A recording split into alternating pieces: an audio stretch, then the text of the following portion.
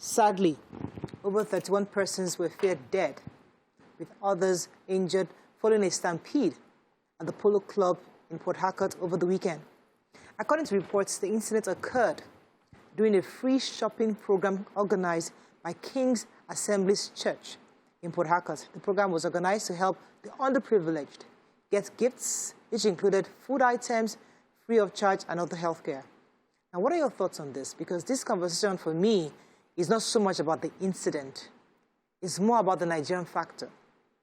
Because what we complain about our leaders, we do exactly the same thing. We can put this in the parts of organization, structure, execution. These are all things, because accidents does happen in different places. But to reduce accidents, people put certain things in place. The other factor is the hunger in the land. The fact that there are people who would do anything to get something that is free. So because it's also something that was done from a good place, it's sad that it turned out the way it did.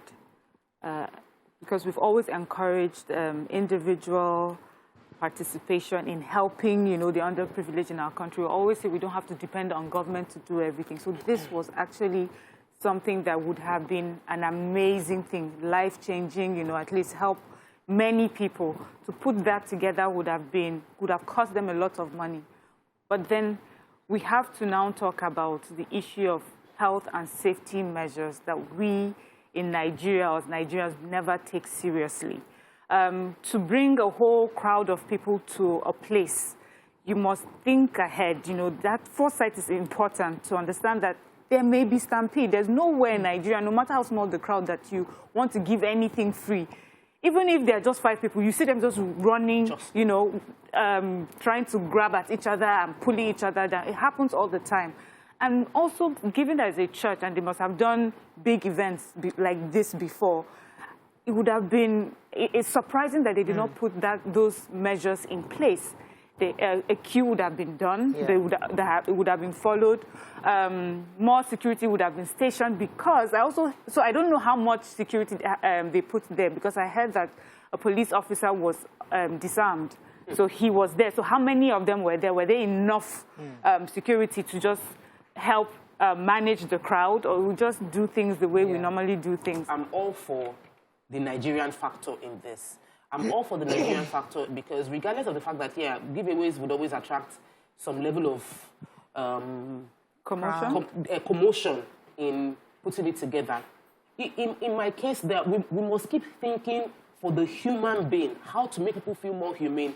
Then the Nigerian factor comes in the fact that if they say queue up, they will not queue up. So everybody instead of the queue, you will see one person just jump into the front and feel like I'm a generalismo, I can override everybody. And if people now start looking at the person and also getting irate, and like they would jump in as well, and everything just goes haywire. So it's not about the number of security officials you put there. You put 1 million security officials there, the 1,000,001 Nigerians will scatter and disarm the security officials. So it's important that we start teaching ourselves to follow rules. It's follow obedience, follow the rules, value human life, wait for your turn. It's just a few minutes after, and you will get what is supposed to come to you. When this wait for your turn thing, we'll come to you, Nima, because ordinary getting on the plow, I was so upset when I went to Abuja recently. You know how you sit down in the reception and they say it's time for you to board, and everybody jumps up at the same time, rushing just to, guys, this is not downfall. This is not Molueo. Okay, calm down. We're all going to enter this plane. And you have a they all rush in. Yes. And they're pushing, and I'm thinking, okay, take it, this is not Molueo. But just like that, we just have to be ahead. We have to be the first to get it and get in. And any other person can struggle to enter. That's their business. But Nima, there are children involved here. So you hear free. You carry your children along with you. And it was heartbreaking to see that there were quite a few children in this. So, I come from a bit of humble background, and I must say this, when I read this story, parents must now start to learn to teach their children a bit of self-respect.